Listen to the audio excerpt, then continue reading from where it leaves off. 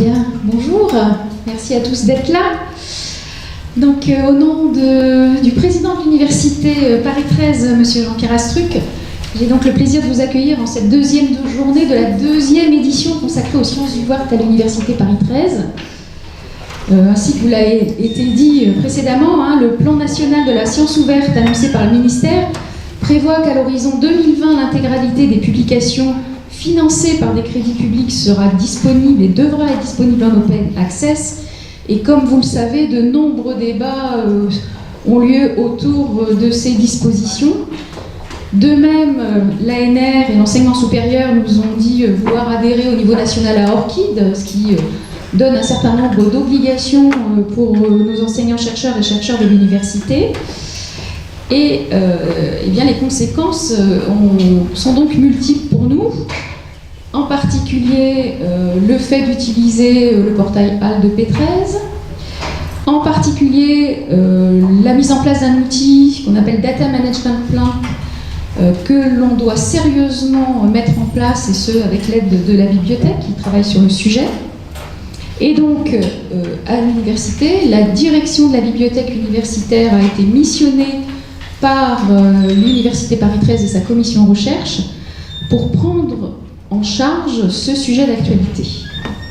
Alors, nous avions en 2017 organisé une première journée autour de cette science ouverte et ses Data Management Plans sur le site de Vitaneuse.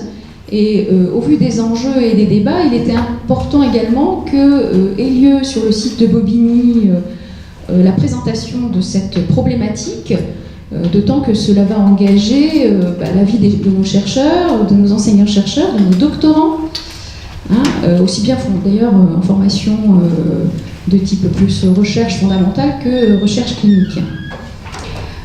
Donc, lors du 18 décembre 2019, vous a été présenté les parties enjeux liés à l'identité numérique du chercheur. Et aujourd'hui, du fait des spécificités du site de Bobigny, qui est Biologie Santé, va vous être présenté plus spécifiquement les problématiques de recherche appliquées à la santé, et en particulier tout ce qui est données de la santé, puisque vous savez que se sont créés un certain nombre de grands espaces d'archives sur la santé, en particulier la PHP est en train d'avoir ce genre de choses, et que derrière toutes ces grandes données, il y a des enjeux réglementaires, il y a des enjeux d'utilisation, il y a des enjeux de recherche extrêmement importants. Donc le cadre juridique et réglementaire est en train d'évoluer avec les conséquences pour les acteurs de la recherche et également des conséquences pour les universités qui doivent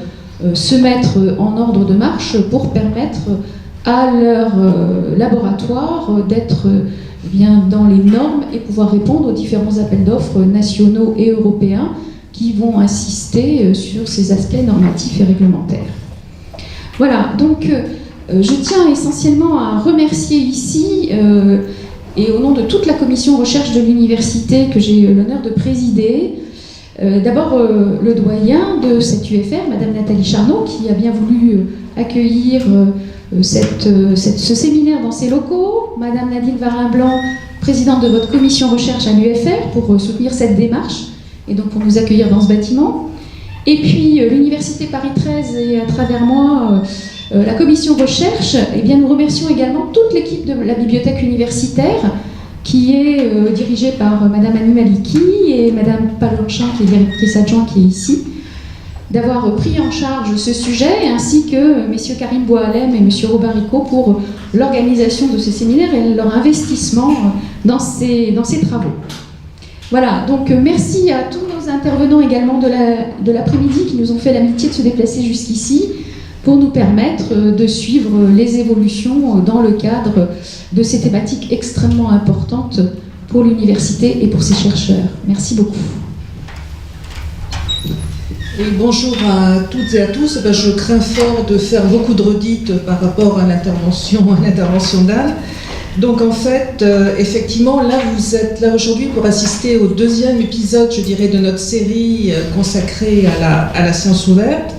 Donc lors de l'épisode précédent, comme l'a dit Anne, on avait présenté le plan national pour la science ouverte. en insistant sur 2 points, l'identité numérique du chercheur et les archives ouvertes à travers HAL et à travers PubMed. On avait également commencé à évoquer un petit peu les données de la recherche parce que c'est un sujet incontournable et parce que les obligations qui sont faites aux publications par rapport à la loi sont les mêmes pour les données. Je peux déjà vous annoncer que nous allons continuer notre série et que le prochain épisode de notre feuilleton qui aura lieu au mois d'avril, cette fois-ci sur le campus de Villetaneuse, sera consacré plus spécifiquement aux identifiants chercheurs et à la présentation d'Opidor, qui est un outil de gestion des données de la recherche. Donc Anne nous a très gentiment remercié d'avoir lancé ces journées, d'être partie prenante dans cette thématique, mais je vois que nous avons parmi nous le directeur des archives de l'université, et donc la question des données de la recherche, bon, nous sommes dedans, mais nous ne serons pas les seuls. Enfin, c'est effectivement un problème qui va concerner les archives, c'est un problème qui va concerner les informaticiens. Enfin, c'est quelque chose qui est au croisement d'un certain nombre de compétences. Il est bien évident que gérer des données en quantité énorme, les indexer, les conserver, enfin, ça va nécessiter des mises en commun de compétences et de savoir. Donc, je tiens également à remercier, alors c'est à mon tour, Anne Pelé, je rends les compliments, qui nous porte un grand intérêt à ces questions et au sein de la commission recherche. Je remercie également Nadine Varin-Blanc qui porte un intérêt tout aussi grand à ces questions et qui nous a accordé le gîte et le couvert aujourd'hui. Je remercie bien entendu Karim Boualem qui est responsable des services à la recherche pour la bibliothèque et Robin Rico qui est son correspondant pour le site de Bobigny.